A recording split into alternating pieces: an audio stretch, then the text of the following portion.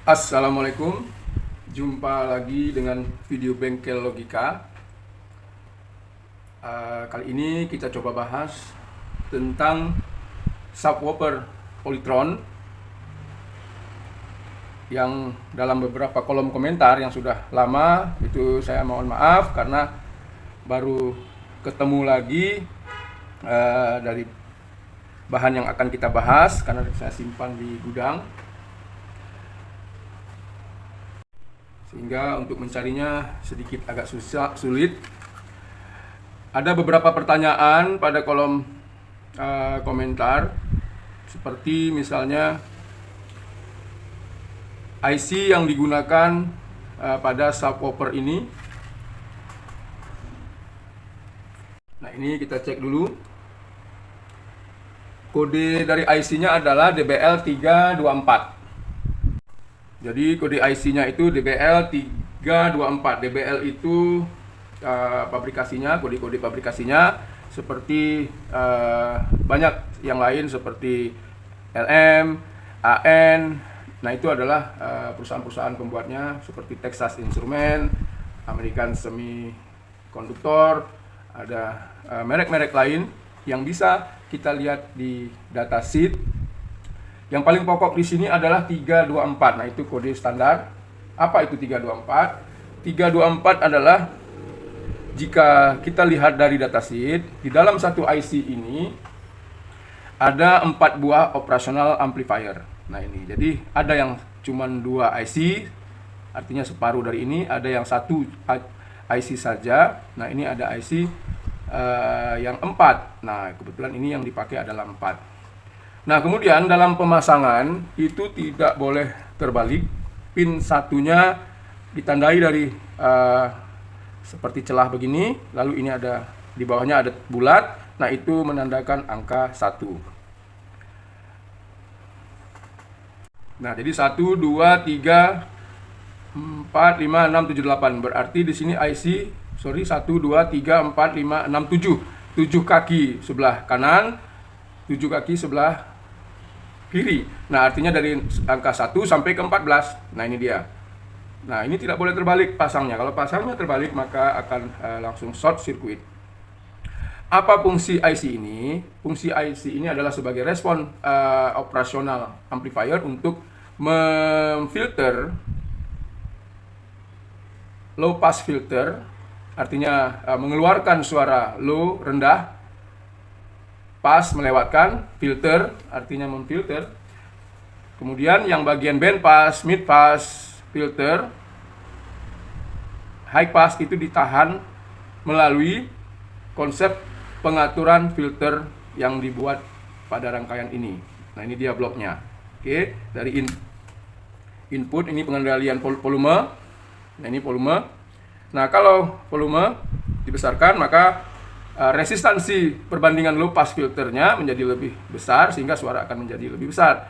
Nah, kapasitor yang berpengaruh untuk low pass filter di sini adalah kapasitor Mylar 683 100 volt. 683 itu 68 nanofarad. Nah, ini dia. Nah, jika kita mengganti filter ini menjadi lebih kecil, maka low passnya, frekuensi low pass itu kan 63 Hz, 250 Hz. Semakin rendah frekuensinya, semakin rendah pula hasil suara bass yang akan dikeluarkan oleh IC ini. Nah, suara bass pada rangkaian peralatan bass drum, lalu bass gitar, lalu bass keyboard, bass piano, atau gendang, ataupun perkusi-perkusi lainnya. Nah, ini akan difilter mengeluarkan suara yang paling rendah seperti ya tadi tom-tom. Jadi untuk mendapatkan suara rendah yang empuk, yang nyaman, yang enak didengar, pertama adalah rangkaian difilter seperti ini. Nah, ini sederhana saja sebenarnya, hampir sama dengan kit-kit yang dijual di pasaran. Kadang di pasaran itu menggunakan IC LM324 atau kode-kode yang lain. Nah, kebetulan saya sudah lupa juga, tapi prinsipnya adalah ketika kita mau mengganti atau mencari sebuah komponen yang untuk low pass filter, maka spesifikasi yang perlu kita baca dari datasheet itu adalah kemampuan IC untuk merespon, mengolah nada atau frekuensi rendah. Nah itu. Kemudian harus cepat. Jadi akurasi kecepatan dalam mengolah itu harus cepat. Nah, makanya semakin baik IC ini, maka semakin mahal juga harga IC-nya. Tetapi mahalnya ya normal-normal lah. Ya, kalau dulu sekitar 12.000 begitu. Kalau sekarang saya belum ikutin lagi. Nah, jadi IC ini kualitasnya ditentukan dari pertama keaslian dari IC-nya. Nah, saya tidak bisa menjelaskan mana yang KW, mana yang asli, karena kalau yang asli itu kemampuan IC-nya ya seperti yang ditulis pada datasheet. Nah, sebagai contoh, tegangan kerjanya apakah 12 volt, artinya tegangan VCC-nya. Nah, kenapa tidak boleh terbalik pada saat kita memasang IC-nya? Karena kalau terbalik, kaki tegangan nanti akan berada pada kaki input misalnya. Maka input itu tidak bisa menerima tegangan yang besar, maka IC-nya akan terbakar. Nah, kalau kode DBL tidak ada di pasaran, ganti saja yang lain. Yang penting 324 ataupun persamaannya dengan datasheet gambar yang sama.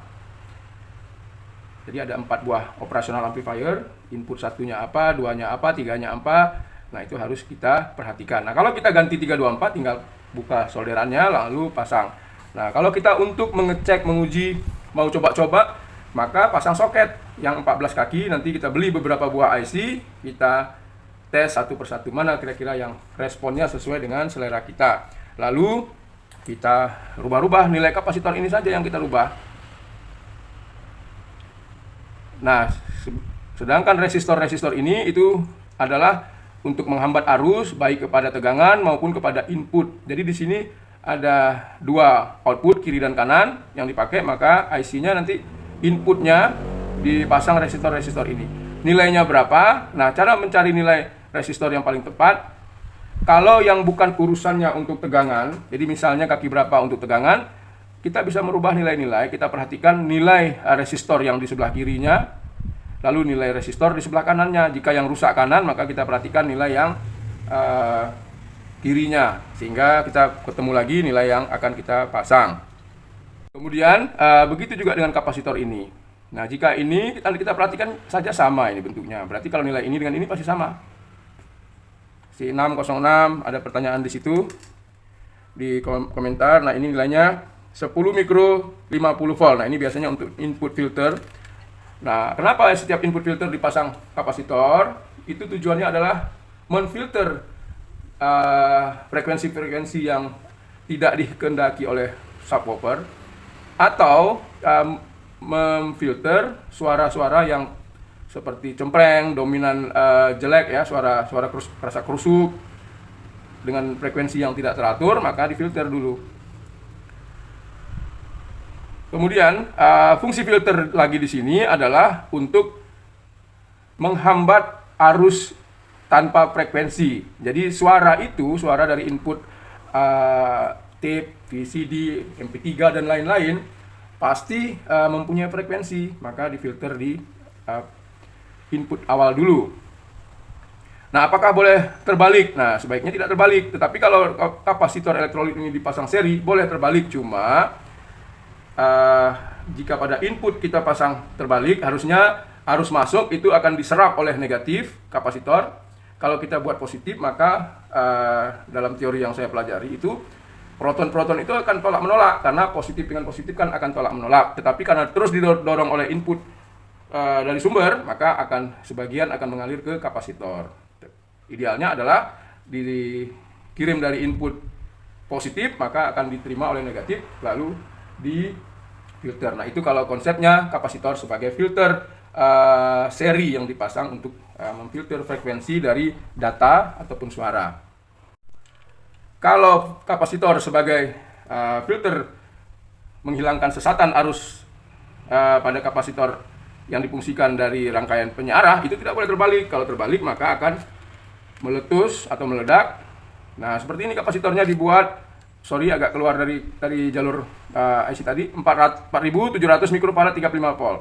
Maka 2 buah kapasitor ini nggak boleh terbalik kita pasang. Kalau dipasang secara paralel, intinya lihat dari rangkaian ke belakang, kalau satu kakinya ke ground, itu pasti namanya dihubungkan secara paralel. Nah, itu tidak boleh terbalik. Kalau terbalik akan terjadi yang namanya muatan tertahan di kapasitor. Lama-kelamaan kapasitor itu tidak akan sanggup menahan dan lalu gembung, lalu meledak. Nah, kemudian proses dari rangkaian stereo amplifiernya ini seperti ini.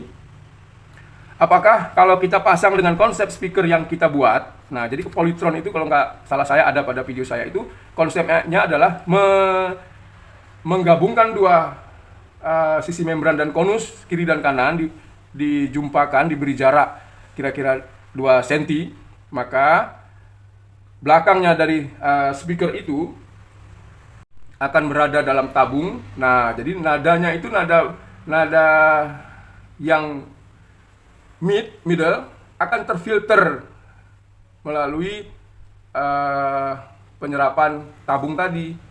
Nah, sehingga ketika dua kapasitor, katakanlah dua buah speaker, katakanlah speaker mid-range, kita gabungkan 2 buah, maka nadanya akan mid-range-nya lebih rendah.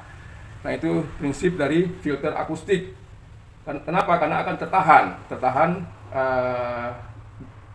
melalui rambatan dari gelombang suara.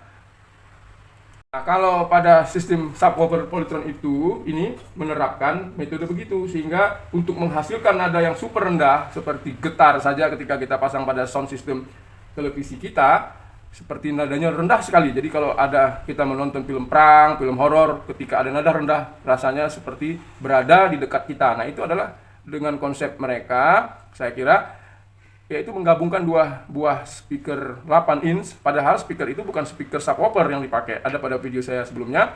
Karena digabungkan 2 buah itu dalam satu tabung, lalu diberi celah udara untuk bagian belakangnya, maka nadanya akan semakin rendah. Nah, kalau Anda punya subwoofer lalu Anda pakai rangkaian ini, dan subwoofer yang kita pakai tidak memakai prinsip dari cara Polytron tadi, maka tidak akan sama suaranya, tidak akan seempuk dari konsep dari Polytron ini.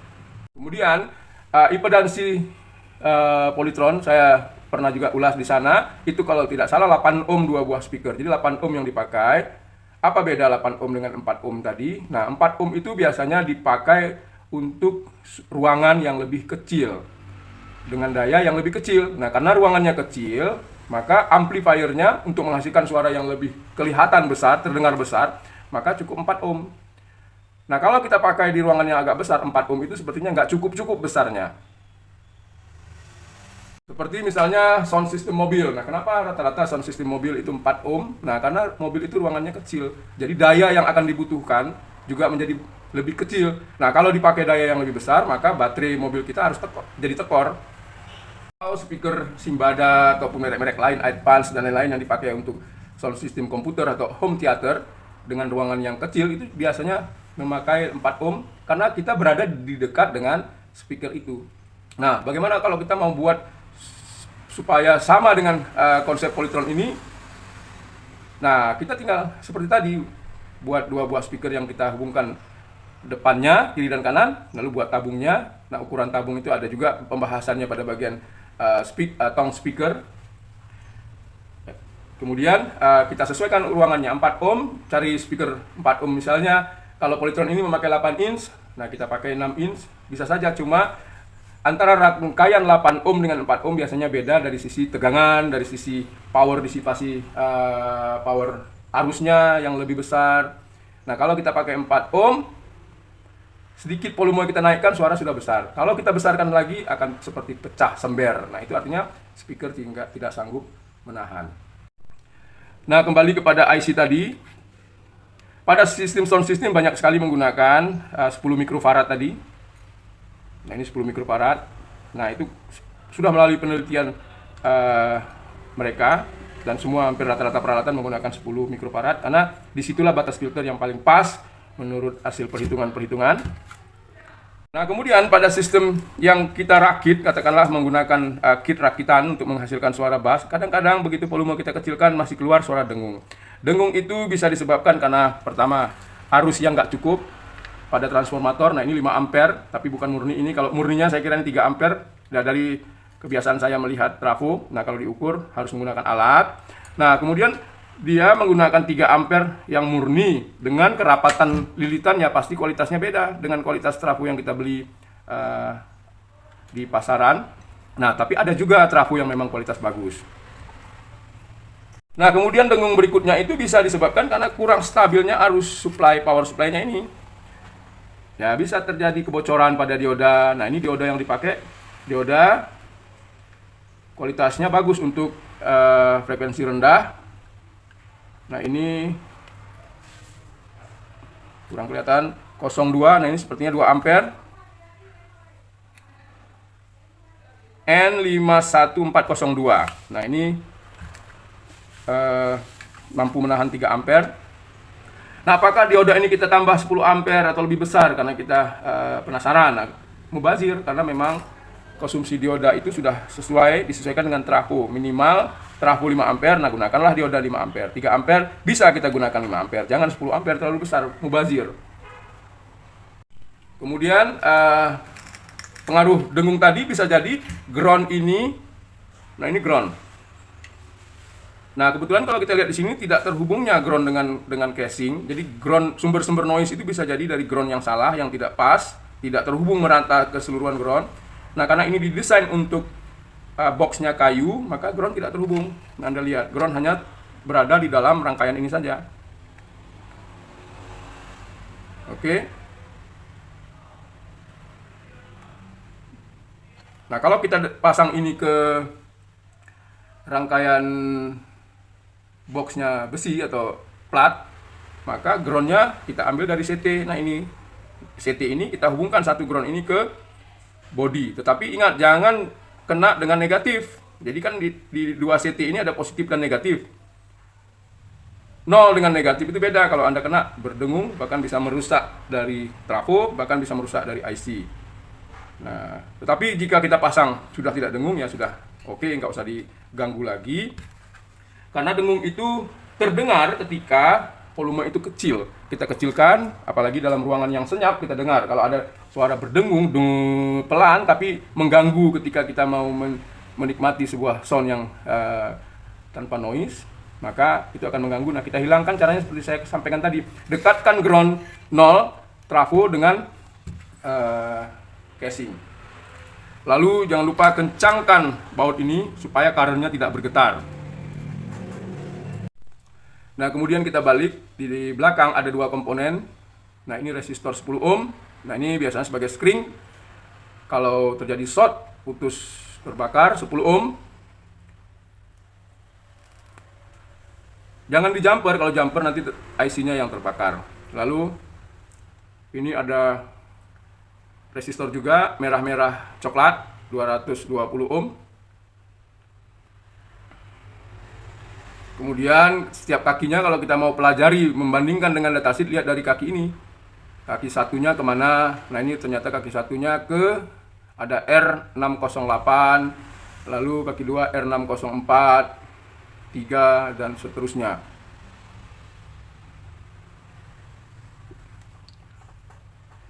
Nah, pertanyaan lagi, kalau saya pasang subwoofer ini untuk subwoofer speaker mobil, bisa, karena speaker mobil itu jika kita hubungkan secara seri, karena di dalam subwoofer speaker itu ada 2 buah speaker yang berada di satu konus, 2 lilitan kiri dan kanan. Kalau kita pasang secara seri, yaitu positif dan negatif di jumper, lalu positif keluaran dan negatif keluaran dipakai, itu speakernya menjadi 8 ohm karena penjumlahan. Nah, kalau kita pasang secara paralel, artinya kita membuat 4 ohm. Konsekuensinya seperti yang saya sampaikan tadi, suaranya kecil, nyaman. Ketika dibesarkan nanti speakernya seperti tidak tahan. Padahal biasanya power daya dari speaker sound system dengan menggunakan subwoofer IC STK ini 4132, kalau kita lihat di datasheet ya maksimal itu sekitar 50 ohm. Nah, itu sudah kondisi sangat besar suaranya kiri dan kanan, maka sekitar ya 70 apa 100 ohm. 70 watt maksud saya tadi, bukan ohm. Demikianlah sedikit informasi dari Bengkel Logika. Semoga bisa menjawab dan bermanfaat. Assalamualaikum.